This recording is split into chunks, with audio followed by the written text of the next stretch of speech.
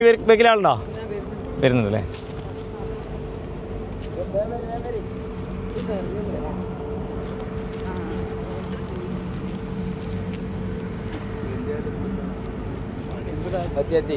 എത്തിയല്ലോ അല്ലേ? അസ്സലാമു അലൈക്കും വറഹ്മത്തുള്ളാഹി. ഇതാണ് മുസ്ദലിഫ. നമ്മളിപ്പം അറഫയിൽ പോയി അറഫയിൽ നിന്ന് നമ്മൾ നേരെ വരേണ്ടത് മുസ്ദലിഫയിലേക്കാണ്. ദിവസവും സമയവും മാറ്റമുണ്ടെന്ന് മാത്രം. അറഫയിൽ പോവേണ്ടത് ദുൽഹജ്ജ് 9 ളുഹറിന് ശേഷമാണ്. അവിടെ നിന്ന് മുസ്ദലിഫയിലേക്ക് വരേണ്ടത് ദുൽഹജ്ജ് 9 രാത്രി 10 പുലർച്ചെ 12 മണിക്ക് ശേഷമാണ്. ഇവിടെ വന്ന് നമ്മൾ ഈ കാണുന്ന സ്ഥലത്ത് എവിടെയെങ്കിലും ബാത്റൂമൊന്നും നോക്കൂല, എവിടെയെങ്കിലും സൗകര്യമുള്ള സ്ഥലത്ത് നമ്മളവിടെ കിടക്കും. എല്ലാവരും പെണ്ണുങ്ങളൊരു ഭാഗത്ത് ആണുങ്ങളൊരു ഭാഗത്ത് അവിടെ കിടക്കും. അതൊന്നും ഒരു ബുദ്ധിമുട്ടായി കാണണ്ട. ആ സമയത്ത് ഏറ്റവും സുഖമുള്ള ഒരുറക്ക് ഇവിടെയാണ്. വലിയ പണക്കാരെ കൂടെ ഹജ്ജിനൊക്കെ വരാൻ കഴിഞ്ഞിട്ടുണ്ട്. അവരൊക്കെ പറയാറുണ്ട്, ഉസ്താദേ 5 സ്റ്റാറും 7 സ്റ്റാറും ഹോട്ടലൊക്കെ ഞങ്ങൾ താമസിച്ചിട്ടുണ്ട്, ഈ ഒരു ഉറക്കിൻ്റെ സുഖം കിട്ടിയിട്ടില്ല എന്നാ. അപ്പോൾ നിങ്ങളൊക്കെ ഉറങ്ങി കഴിഞ്ഞതിന് ശേഷം ഈ കാണുന്ന കല്ലില്ലേ, ഇതുപോലെയുള്ള ചെറിയ കല്ല് പെറുക്കണം. അല്ലാണ്ട് ഇവിടെ നിന്ന് ഇതാ ഇങ്ങനത്തെ വലിയ കല്ലൊക്കെ ഉണ്ട്, ഇങ്ങനത്തെ വലിയ കല്ലൊന്നും പെറുക്കരുത്. ഈ ചെറിയ കല്ല് പെറുക്കി 70 എണ്ണം നമ്മളൊരു കുപ്പിയിലിടും. 70 എണ്ണം ആവശ്യം, പക്ഷേ നമ്മളൊരു 5-6 കല്ലൊക്കെ കൂടുതലിടും. അത് പെറുക്കി കഴിഞ്ഞ് നമ്മളെന്ത് ചെയ്യും, നേരെ ഇൻഷാ അല്ലാഹ് ഈ മുസ്ദലിഫയിൽ നിന്ന് നമ്മളടുത്ത് ലൊക്കേഷൻ ഉണ്ടാകും, നമ്മൾ മിനായിലേക്ക് നടന്നു പോകും.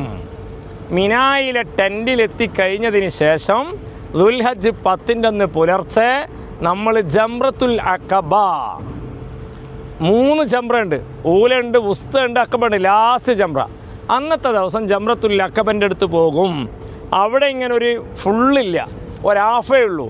അതിൻ്റെ ഉള്ളിൽ വലിയ ഒരു സ്തൂപമുണ്ട്, ഒരു തൂണുണ്ട്. എല്ലാവരും പോയിട്ട് ആ തൂണിനെ എറിയുക. തൂണിനല്ല എറിയേണ്ടത്, നമ്മളതിൻ്റെ അടുത്ത് ദൂരേന്ന് പോയിട്ട് എറിയണ്ട. ഇൻഷാ അല്ലാഹ് നമുക്കടുത്ത് പോയിട്ട് എറിയാം, അതിൻ്റെ അടുത്ത് പോയിട്ട് തന്നെ അറിയാം. നമ്മളതെന്ത് ചെയ്യുക, പേടിക്കാണ്ട് നമ്മളടുത്ത് പോയിട്ട് അവിടെ നിന്ന് പുരുഷന്മാരാണെങ്കിൽ കല്ലെടുത്തിട്ട് അല്ലാഹു അക്ബർ ഇങ്ങനെ അറിയേണ്ടത്. അല്ലാഹു അക്ബർ ഉണ്ടോ, അതുകൊള്ളൂ, അങ്ങനെയാണ് അറിയേണ്ടത്. സ്ത്രീകൾ അതുപോലെ എന്ത് ചെയ്യരുത്, കക്ഷം കാണുന്ന രീതിയിൽ ഉയർത്താൻ പാടില്ല.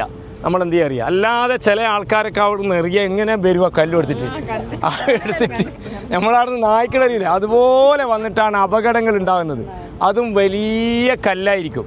അതല്ല, ചെറിയ കടലമണി പോലത്തെ കല്ലെടുത്തുകൊണ്ട് അവിടെ ശൈത്താനെ നമ്മൾ എറിയണം. ആ ജംറത്തുൽ അഖബയിൽ 7 പ്രാവശ്യം എറിഞ്ഞു കഴിഞ്ഞാൽ അങ്ങോട്ടേക്ക് നമ്മൾ പോകുന്നത് എങ്ങനെയാണെന്നറിയോ?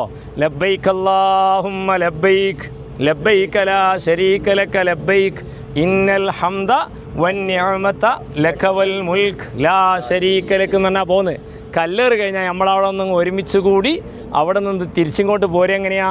അല്ലാഹു അക്ബർ അല്ലാഹു അക്ബർ അല്ലാഹു അക്ബർ ലാ ഇലാഹ ഇല്ലല്ലാഹു അല്ലാഹു അക്ബർ അല്ലാഹു അക്ബർ വലില്ലാഹിൽ ഹംദ്. പിന്നെ വന്ന് മുടി കളഞ്ഞാൽ 1-ാം തഹല്ലുലായി.